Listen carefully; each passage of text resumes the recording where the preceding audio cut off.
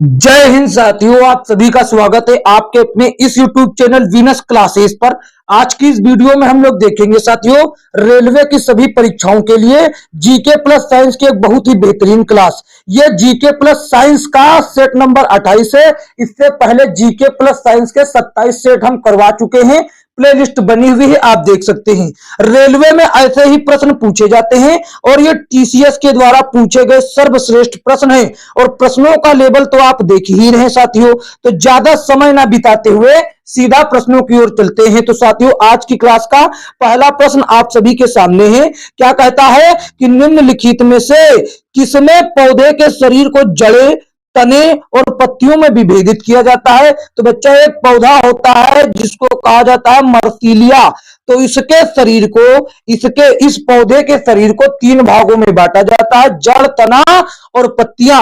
और इस पौधे को साथियों क्रिप्टोगैम भी कहे जाते हैं। ये पौधे क्रिप्टोगैम भी कहे जाते हैं। ठीक है बच्चों, क्रिप्टोगैम के नाम से भी जाने जाते हैं ये पौधे। देखते हैं अगला प्रश्न। अगला प्रश्न ये रहा साथियों, क्या कहता है? उस विकल्प का चयन करें जो तीसरे पद से उसी प्रकार संबंधित है जैसा दूसरा पद पहले से संबंधित है। ओडोमीटर का संबंध गति से है, तो एमीटर का संबंध किससे होगा? ओडोमीटर साथियों गति का मापन करता है। ओडोमीटर क्या करता है? गति का मापन करता है। तो ये गति का मापन करता है। एमीटर क्या करता है? वैद्युत धारा का मापन करता है और वैद्युत धारा को करंट कह सकते हैं। ऑप्शन सी आपका सही जवाब हो जाएगा। देखते हैं अगला प्रश्न। अगला प्रश्न साथियों देखिए ये रहा। कहता है नीचे दिए गए 4 विकल्पों में से 3 किसी विशेष तरीके से संबंधित हैं। उस विकल्प का चयन करें जो दूसरों से भिन्न है या बेमेल है। तो दिल, आंख, हाथ, नाक। आप देख रहे हैं ये हाथ हो गया, ये नाक हो गई और ये आंखें हो गई। ये साथियों बाहरी अंग हैं और इनको स्पर्श किया जा सकता है, यानी कि छुआ जा सकता है। ठीक है, लेकिन ये दिल जो हो गया, हृदय हो गया, अंदरूनी यानी कि आंतरिक अंग है, इसको स्पर्श नहीं किया जा सकता। ठीक है, तो कौन भिन्न हुआ? तो ऑप्शन ए में जो हृदय दिया है, दिल, ये हो जाएगा तीनों से भिन्न। देखते हैं अगला प्रश्न। अगला प्रश्न ये रहा साथियों, कहता है यदि अवतल दर्पण और एफ के बीच कोई वस्तु रखी गई है तो निर्मित प्रतिबिंब का प्रकार क्या होगा? देखिए साथियों, हम आपको बता दें, अवतल दर्पण कुछ ऐसा दिखाई देता है, ऐसा कुछ अवतल दर्पण दिखाई देता है। ये पीछे पेंटिंग की हुई होती है और एक लाइन गई होती है मुख्य अक्ष। यहां कहीं पर साथियों सी होता है वक्रता केंद्र और यहां कहीं पर होता है एफ, दर्पण का मुख्य फोकस। ठीक है, और साथियों यहां पर कहीं होता है दर्पण का ध्रुव पी। तो साथियों वैसे तो अवतल दर्पण जो होता है प्रतिबिंब बनाता है वास्तविक और उल्टा। ठीक है, वास्तविक और उल्टा प्रतिबिंब बनाते हैं। लेकिन जब साथियों वस्तु इसके दर्पण के ध्रुव और फोकस के बीच में कहीं पर रखी हो, जैसे कि यहां पर ये एफ और दर्पण के फोकस के बीच में, यहां पर देखिए ये हो गया फोकस और ये हो गया दर्पण का ध्रुव, ये हो गया फोकस। इसके बीच में जब रखी होगी तो प्रतिबिंब आभासी बनता है और सीधा बनता है। अब कैसे बनता है देखिए, हम आपको ये भी बता देते। समांतर जाने वाली किरणें परावर्तन के पश्चात मुख्य फोकस से होकर जाती हैं, लेकिन अगर सी की ओर जाती हैं किरणें, सी की ओर जाती हैं किरणें, तो ये क्या होगा? ये सी की ही ओर जाती हैं किरणें, तो एकदम टकराकर उसी दिशा में, मान लो ऐसे गई, पहले ऐसे गई और टकराकर इधर के वापस चली गई। अब इनको हम पीछे बढ़ाते हैं जब ऐसे, तो ये देखिए यहां पर मिलती हुई प्रतीत होती है, यहां पर मिलती हुई प्रतीत होती है। तो यहां पर इसका प्रतिबिंब बनेगा दर्पण के पीछे और सीधा बनेगा, आभासी बनेगा। ठीक है, ऑप्शन बी आपके प्रश्न का सही जवाब हो जाता है बच्चों। देखते हैं अगला प्रश्न। अगला प्रश्न ये रहा, कहता है लेड नाइट्रेट के तापीय अपघटन के परिणाम स्वरूप निर्मित उत्पाद क्या होते हैं? बच्चों तापीय, भैया लेड नाइट्रेट को जब ऊष्मा यानी कि गर्म करके तोड़ा जाता है तो लेड नाइट्रेट होता है उसका सूत्र होता है पीबी ब्रैकेट में होता है NO3, उसके बाद होता है हुल का 2, NO3 का हुल 2। जब इसको गर्म किया जाता है, गर्म का डेल्टा का साइन लगाया जाता है। चलिए हम ऊष्मा भी लिख देते हैं आपके लिए, यहां पर ऊष्मा लिखो चाहे डेल्टा का साइन लगा दो। ठीक है, यानी कि तापन लिख सकते हैं। अब यहां पर साथियों ये टूटेगा लेड ऑक्साइड में यानी कि PbO में बनेगा। और फिर इसके साथ साथ बनता है साथियों नाइट्रोजन डाइऑक्साइड, नाइट्रोजन डाइऑक्साइड भी बनता है। और इसके साथ साथ थोड़ी सी मात्रा में ऑक्सीजन गैस भी निकलती है। ये हो गया। और इसमें क्या होता है, एक भूरे रंग का धुआं निकलता है, ये भी आपसे पूछा जा सकता है। तो ये कहां पर बच्चों, ये चीज ऑप्शन ए में देखिए, लेड ऑक्साइड, ऑक्सीजन और नाइट्रोजन डाइऑक्साइड, ये तीन तत्व बनते हैं और इसके साथ भूरे रंग का धुआं उठता है। देखते हैं बच्चों अगला प्रश्न। अगला प्रश्न देखिए साथियों, ये रहा। क्या कहता है, केरल में इनमें से कौन से तट में नारियल के पेड़ों के साथ रेखांकित खूबसूरत बैकवाटर है? तो साथियों मालाबार तट पर नारियल के पेड़ों के साथ रेखांकित खूबसूरत बैकवाटर है। Option B is the right answer. देखते हैं बच्चों अगला प्रश्न। अगला प्रश्न ये रहा। क्या कहता है, कहता है शिवसेना किस राज्य की क्षेत्रीय राजनीतिक पार्टी है? तो शिवसेना जो है बच्चों, ये महाराष्ट्र की एक राजनीतिक पार्टी है। ठीक है, महाराष्ट्र राज्य की राजनीतिक पार्टी। और इसकी स्थापना जून 1966 में किसने करा था? साथियों इसके संस्थापक कौन थे? बाला साहब ठाकरे। बाला साहब ठाकरे नाम के व्यक्ति ने इस राजनीतिक पार्टी की स्थापना की थी। ये सभी चीजें याद रखेंगे। ठीक है, देखते हैं अगला प्रश्न। अगला प्रश्न ये रहा। कहता है उस शब्द का चयन करें जो तीसरे शब्द से उसी तरह संबंधित है जिस तरह दूसरा शब्द पहले शब्द से। ये रीजनिंग में नहीं आते हैं, ये जानकारी भले ही रीजनिंग के जैसा हो लेकिन जानकारी तो जीके जीएस का है। हॉकी का संबंध मैदान से है, तो बैडमिंटन का संबंध कैसे होगा? हॉकी को मैदान में खेला जाता है तो साथियों बैडमिंटन को कोर्ट में खेला जाता है। ऑप्शन क्या हो गया? Option D is the right answer of this question. देखते हैं बच्चों अगला प्रश्न। एक पास्कल के बराबर क्या होता है? एक न्यूटन मीटर स्क्वायर। अब ये कैसे होता है, ये कैसे होता है? आपने पढ़ा कि दाब बराबर, यहां पर देखिए दाब बराबर सूत्र होता है कि बल बटे क्षेत्रफल। बल बटे क्षेत्रफल आपको हम पूरा एकदम अंदर तक फिल करवा देंगे। बल बटे क्षेत्रफल, अगर सभी में एक एक लगा दे तो यहां एक एक हो जाएगा, कोई दिक्कत नहीं। ठीक है, अब देखिए दाब का मात्रक होता है पास्कल, तो यहां पर एक पास्कल लिख दिया। यहां पर पी का मतलब एक पास्कल लिख दे, पी मतलब एक पास्कल। और इधर बराबर एक बल का मात्रक क्या होता है? न्यूटन, तो वहां पर लिख दिया मैंने एक न्यूटन। और नीचे क्षेत्रफल, तो यहां पर क्षेत्रफल का मात्रक होता है मीटर स्क्वायर, तो एक मीटर स्क्वायर। अब इसी को साथियों मीटर को ऊपर ले जाया गया तभी ये एक पास्कल के बराबर, एक तो ऊपर है ही है तो न्यूटन हो गया। अब ये मीटर स्क्वायर ऊपर गया तो पावर माइनस में हो गया, मीटर स्क्वायर जो पावर है वो माइनस में हो गया। तो ये देखिए ऐसा आ गया, ऑप्शन ए हो गया सही जवाब। देखते हैं बच्चों अगला प्रश्न। अगला प्रश्न ये रहा। कहता है भारत में डीएनए फिंगर प्रिंटिंग के पिता के रूप में किसे जाना जाता है? तो भारत की बात करेगा तो भारत में जाना जाता है डॉक्टर लालजी सिंह को। डॉक्टर लालजी सिंह को भारत में डीएनए फिंगर प्रिंटिंग का पिता कहा जाता है। और ये यूपी के जौनपुर के रहने वाले थे। ठीक है, और यहां पर देखिए जो अगर विश्व में पूछे या पूरी दुनिया में पूछे तो ये सर एलेक जेफरीज हो जाते हैं। ये विश्व में है पूरे, ठीक है, विश्व में है या प्रथम है ये कह सकते हैं। प्रथम फिंगर प्रिंटिंग के पिता कहे जाने वाले जो हैं वो सर एलेक जेफरीज हैं। और भारत में अगर आएगा तो लालजी सिंह हो जाएंगे। देखते हैं अगला प्रश्न। अगला प्रश्न ये रहा। क्या कहता है? कहता है निम्नलिखित में से कौन कम्युनिस्ट पार्टी ऑफ इंडिया मार्क्सवादी का नेता है? तो सीताराम येचुरी जी हैं। ठीक है, ऑप्शन बी आपका सही जवाब हो जाता है। देखते हैं बच्चों अगला प्रश्न। अगला प्रश्न ये रहा। क्या कहता है? गैस में आणविक गति के वितरण पर तापमान में वृद्धि के प्रभाव के साथ निम्नलिखित में से कौन कथन सत्य नहीं है? तो कौन कथन जो है वो सत्य नहीं है ये बताना है। संभावित गति बढ़ जाएगी, तो बिल्कुल सही बात है ये।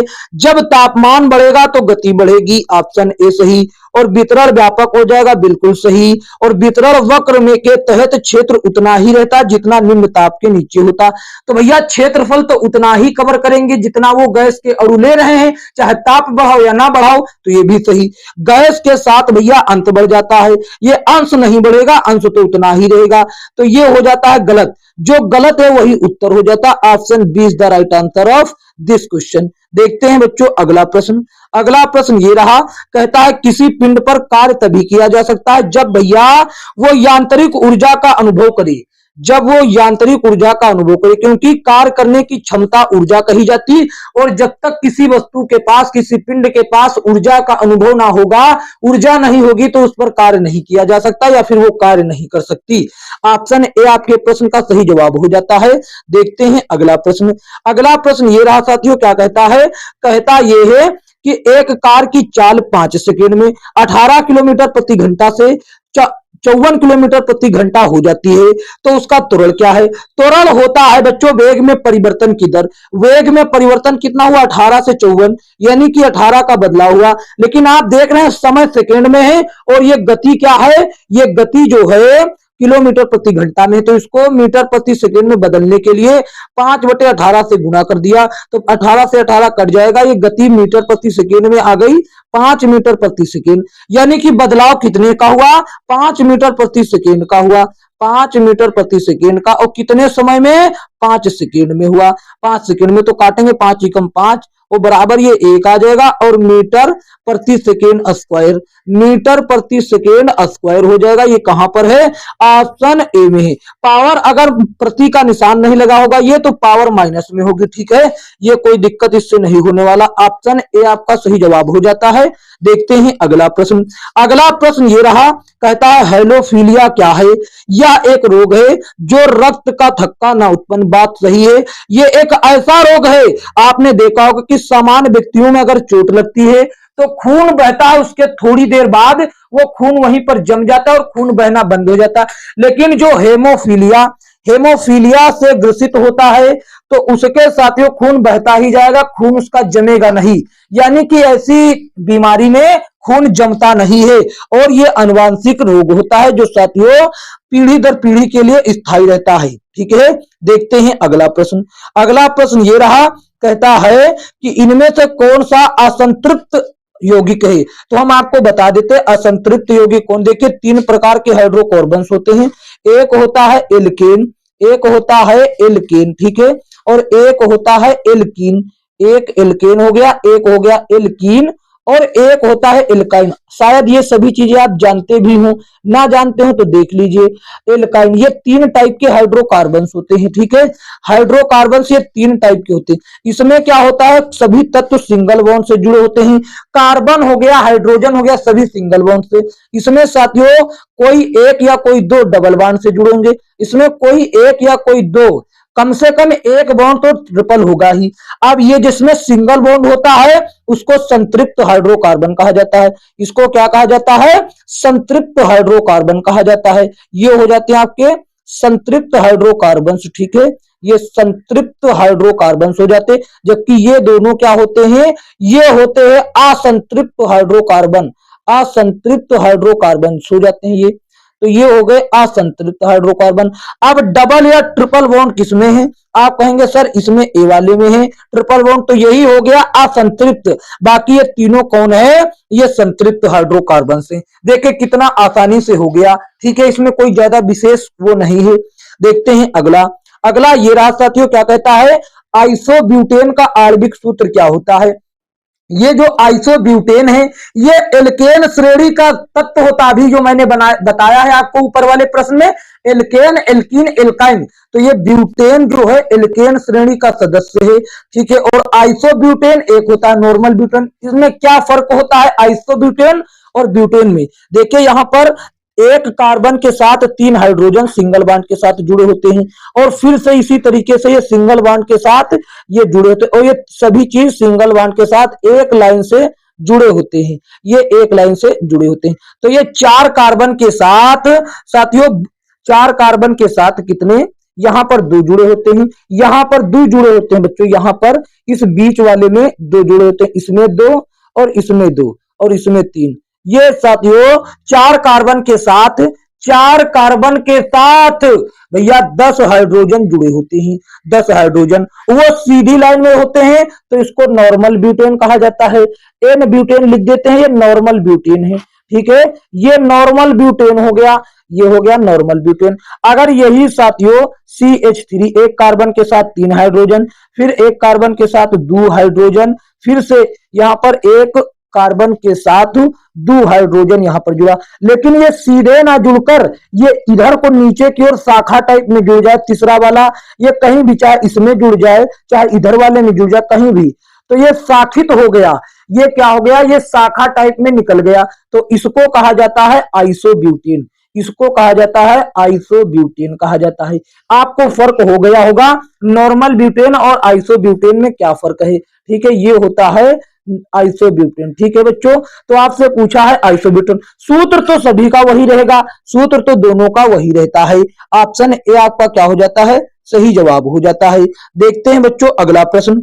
अगला प्रश्न ये रहा, क्या कहता है, एक पदार्थ के घनत्व को, एक पदार्थ के घनत्व को किस रूप में परिभाषित किया जाता। तो घनत्व बराबर क्या होता है बच्चों, घनत्व बराबर क्या होता है, घनत्व बराबर होता है द्रव्यमान बटे, द्रव्यमान बटे, द्रव्यमान बटे आयतन, द्रव्यमान बटे आयतन। ये हो गया, और ये इसको हम लोग क्या लिख सकते हैं, इसको लिख सकते हैं केजी, केजी बटे मीटर क्यूब, केजी बटे मीटर क्यूब, क्योंकि आयतन का मात्रक मीटर क्यूब होता है। तो ये कहां पर देखिए, यहां पर द्रव्यमान प्रति आयतन हो गया। ऑप्शन ए आपका सही जवाब हो जाता है। देखते हैं अगला प्रश्न। अगला प्रश्न ये रहा, कहता है फूल के हिस्से जिस पर, वे फूल के हिस्से जिस पर जिस आधार पर स्थित होते हैं, फूल के हिस्से जिस पर आधार उपस्थित होते हैं उसे पुष्पासन कहा जाता है। आप इसको ऐसे याद रखते हैं कि वे हिस्से जिस पर फूल के आधार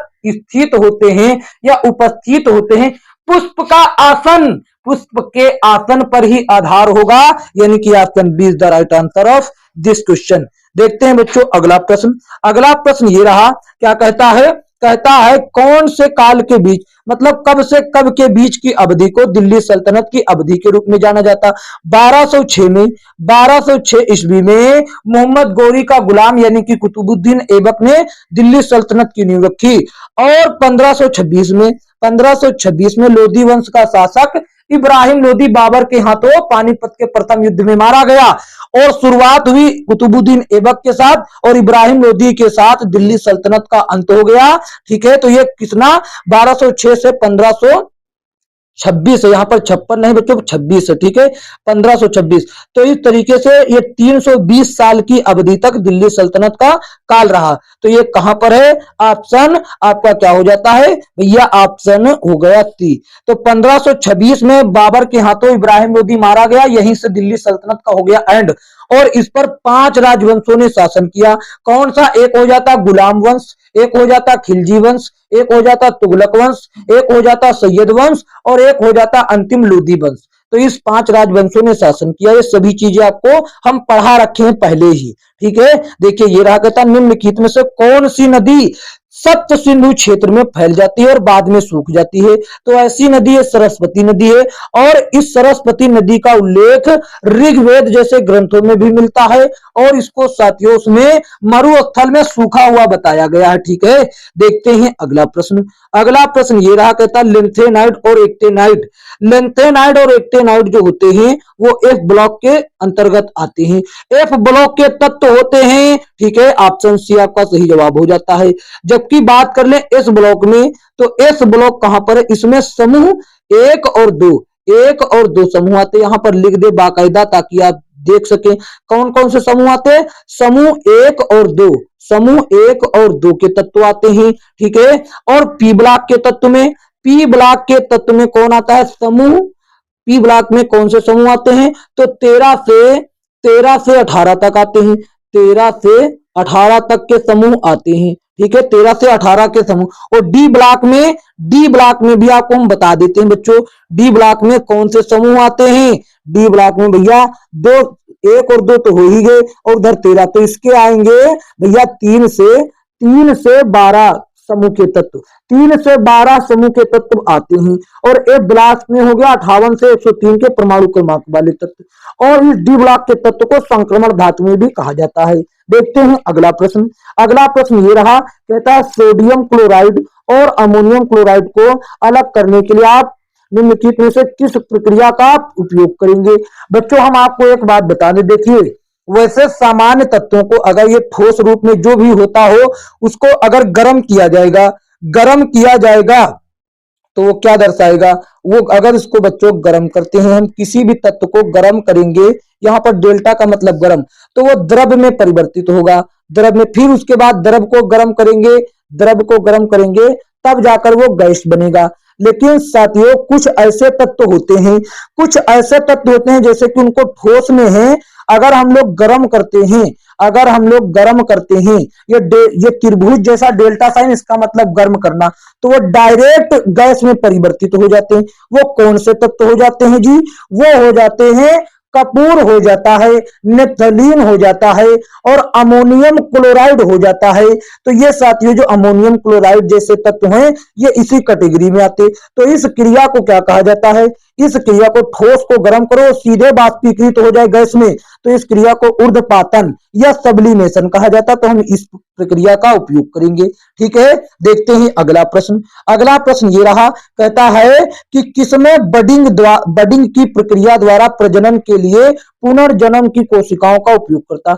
बडिंग का मतलब क्या होता है, मुकुलन द्वारा भैया, तो मुकुलन द्वारा तो आप जानते थे, लेकिन ये बडिंग फंसा रहा था, बडिंग द्वारा तो मुकुलन द्वारा। अब देखिए ये क्या क्रिया है, देखिए यहां पर मान लीजिए ये हाइड्रा में होता है, ऑप्शन डी तो सही जवाब है। ये कैसे काम करता है, देखिए मान लीजिए ये एक कोई जानवर है, मतलब जीव है, ये हाइड्रा है, ठीक है, ये हाइड्रा है, तो इसमें एक छोटा सा यहाँ पर उभार आएगा, इसी को कहा जाता है मुकुल, जो छोटा सा उभार आया है इसको कहा जाता है मुकुल। ठीक है, इसको मुकुल, और ये आगे चलकर क्या होगा, ये इस जीव से हो जाएगा अलग, ये तो हाइड्रा है ही है पूरा, और ये क्या हो गया, ये हो गया अलग, और ये नया जीव बन जाएगा मुकुलन के द्वारा अलग। पहले मुकुल बना फिर अलग हो गया, तो ये नया हाइड्रा बन गया और ये डेवलप हो गया पूरी तरीके से। तो इसी क्रिया को कहा जाता है मुकुलन द्वारा प्रजनन के पुनर्जन्म की क्रिया। ठीक है, देखते हैं अगला प्रश्न ये रहा, ये मैथमेटिक्स का प्रश्न कहां से आ गया बच्चों, कहता है ये मैथमेटिक्स का प्रश्न, हम पढ़ा रहे हैं साइंस प्लस जीके, ये मैथ का प्रश्न कहां से आ गया, जब आ गया तो इसको कर देते हैं लगे हाथ। तो कि एक प्रश्न महत्वपूर्ण भी है, कहता किसी वस्तु को बेचने पर 33% हानि और 7% लाभ का अंतर 220 रुपया है, तो वस्तु का लागत मूल्य क्या है। बेहतरीन प्रश्न है, लेकिन जब आ गया तो इसको निपटा देते हैं। देखिए सबसे पहली बात ये बच्चों याद रखिए कि किसी भी वस्तु का क्रय मूल्य यानी कि सीपी या फिर लागत मूल्य जो होता है वो अपने आप में कितना होता है, अपने आप में 100% होता है, और इसी 100% पर बच्चों लाभ होता है और हानि। अगर हानि होगा तो कम करके लिखा जाता है और लाभ होगा तो बढ़ाकर। 33% का हानि हो रहा है, इसका मतलब ये वस्तु जो है 67% के दाम पर बेचा जा रहा होगा, 67% के दाम पर, और 7% लाभ का मतलब ये साथियों वस्तु 107% के दाम पर बेचा जा रहा होगा कि नहीं। अब कहता है इसका डिफरेंट 220 है, जबकि 67 और 107 का डिफरेंट यहां कितना है, यहां डिफरेंट 40% का है, यहां पर 40%। अब आप कसम खा लीजिए कि जब कभी हानि और लाभ का डिफरेंट पूछेगा तो हम इस 33 और 7 को जोड़ देंगे। पहले ये हमने आपको बताने के लिए ऐसा किया था, ठीक है, ये मैंने आपको बताने के लिए ऐसा किया था। तो 40% ये हुआ डिफरेंट, और रुपया में डिफरेंट है 20, ये रुपया में डिफरेंट है 20, तो 40% का दाम है 220 और 100% लागत मूल्य पूछता है तो ये 100% है। 40% का 220 तो 100% का पूछता है। अब देखिए यहां पर पकड़ के इसको लाइए, अब इस 220 में 40 का दे दीजिए आप भाग, ये 40 का भाग दे देंगे तो ये हो जाएगा 1% का मान, तो 1% का हो गया। अब हमको चाहिए 100 का, तो 100 का गुणा कर देंगे, इस 1% में 100 का गुणा करेंगे तो 100% का मान आ जाएगा। अब देखिए 0 से 0 कैंसिल हो गया, अब काटते हैं इसको, 4 एकम 4, 4 पंचे 20, 4 पंचे 20 बचा 2, 4 पंचे 20, ये 55, और इस 55 का गुणा 10 से करेंगे तो हो जाएगा 550, यही हो गया उसका लागत मूल्य 550। आशा करते हैं आपको ये आसानी से क्लियर हो गया होगा। लगे हाथ ये आ गया तो मैंने इसको निपटा दिया। ये प्रश्न भी बेहतरीन था वैसे, ठीक है, गलती से आया हो या जैसे भी आया हो, आ गया तो ठीक है। देखते हैं ये कहता है कि किसमें किसमें एक ओर से दूसरी ओर जाने पर तत्वों के संयोजी इलेक्ट्रॉन में वृद्धि। ये साथियों आवर्त सारणी में पूछ रहा, स्तंभ में या पंक्ति में, यानी स्तंभ या फिर आवर्त में किधर भैया एक ओर से दूसरी ओर जाने में संयोजी इलेक्ट्रॉन में वृद्धि होती। देखिए जो ऐसे होते हैं, ये ऐसे कुछ होते हैं आवर्त सारणी में, इनको कहा जाता है स्तंभ, स्तंभ कहा जाता है, या वर्ग कहा जाता है, या वर्ग कहा जाता है। ये वर्ग भी इन्हीं को कहा जाता है और समूह भी इन्हीं को कहा जाता, इनको ही वर्ग समूह कहा जाता। और जो ऐसे ऐसे होती हैं, इधर को इधर की गणना की जाती है, तो इनको क्या कहा जाता है, इनको साथियों कहा जाता है आवर्त या पंक्ति, आवर्त या पंक्ति। तो साथियों आवर्त में बाएं से दाएं जाने पर संयोजी इलेक्ट्रॉन में वृद्धि होती है। अब यह संयोजी इलेक्ट्रॉन क्या होता है, किसी तत्व की अंतिम कक्षा में उपस्थित इलेक्ट्रॉन को संयोजी इलेक्ट्रॉन कहा जाता। तो पंक्ति में भैया बाएं से दाएं जाने पर संयोजी इलेक्ट्रॉन में वृद्धि होता है। देखते हैं अगला प्रश्न। अगला प्रश्न ये रहा, कहता है सूचना का अधिकार किस वर्ष लागू हुआ, 12 अक्टूबर 2005, 12 अक्टूबर 2005। और इसके अंतर्गत क्या था, ये साथियों ऐसा चीज है कि इस पर कोई देश का नागरिक सरकार से वो सवाल पूछ सकता है, जानकारी पूछ सकता है कि आपने इतना इतना रुपया कहां पे लगाया, यानी कि कोई भी किसी भी चीज का कोई भी नागरिक सरकार के जवाबदेही मांग सकता है। और इस तरीके से जो सरकार आदमी कर्मचारी थे वो भ्रष्टाचार कर रहे थे, उनको जवाब देना पड़ता है। तो इस तरीके से थोड़ा भ्रष्टाचार में कमी आता है। ठीक है, तो ये क्या करता है, आम नागरिक को सरकार से प्रश्न पूछने की स्वतंत्रता देता है कि आपने इतना रुपया कहां पे लगाया, सभी चीज का जानकारी लेने में सहयोग देता है। ऑप्शन डी आपका सही जवाब। देखते हैं अगला प्रश्न। अगला प्रश्न ये रहा, क्या कहता है सिंगरेनी खदानें किस राज्य में है। तो सिंगरेनी भैया सिंगरेनी खदानें ये तेलंगाना में पाई जाती हैं, तेलंगाना में है। और ये साथियों सिंगरेनी खदान जो है वो कोयला की खदान है। किसकी है, कोयला की खदान है। और बात करें कोयला उत्पादन में प्रथम राज्य कौन है, प्रथम 3 राज्य हैं, कौन कौन से कोयला उत्पादन में 3 प्रथम राज्य, एक हो जाता है झारखंड, एक हो जाता है झारखंड और एक हो जाता है छत्तीसगढ़, एक छत्तीसगढ़, उसके अलावा एक हो जाता है उड़ीसा, एक हो जाता है उड़ीसा। तो ये 3 राज्य जो हैं प्रथम नंबर पर आते हैं। ठीक है, इसमें कोयला उत्पादन में, तो ये याद रखिएगा। देखते ऑप्शन बी सही जवाब होता। देखते हैं अगला प्रश्न। अगला प्रश्न ये रहा बच्चों, क्या कहता है, कहता निम्नलिखित में से कौन सा क्षार क्रिस्टलीय करण पानी नहीं रखता है। कौन सा क्षार भैया क्रिस्टलीय करण पानी नहीं रखता, तो ये हो जाता है बेकिंग सोडा। बेकिंग सोडा को खाने का सोडा भी कहते हैं। और साथियों इसका इस्तेमाल स्वादिष्ट भोजन पकाने में किया जाता है। और साथियों ये पेट की अम्लता को भी दूर करने में काम आता है। और इसका सूत्र होता है सोडियम हाइड्रोकार्बोनेट, हाइड्रोजन कार्बोनेट, यानी कि NaHCO3, ये हो जाता है इसका सूत्र। तो ऑप्शन सी आपके प्रश्न का सही जवाब होता है। देखते हैं अगला प्रश्न। अगला प्रश्न ये रहा बच्चों, क्या कहता है कि वायुमंडलीय दबाव को मापने के लिए किस उपकरण का इस्तेमाल किया जाता है, किस उपकरण का इस्तेमाल किया जाता। तो वायुमंडलीय दबाव को मापने के लिए बैरोमीटर का इस्तेमाल किया जाता है, जबकि लेक्टोमीटर का इस्तेमाल दूध की शुद्धता को मापने में किया जाता है। तो दूध की शुद्धता मापता है कौन, ये मापता है लेक्टोमीटर। ठीक है, और ये थर्मामीटर तो सभी लोग जानते हैं कि ये तापमान को मापता है। और मल्टीमीटर क्या करता है बच्चा, इसमें 3 प्रकार का वो होता है।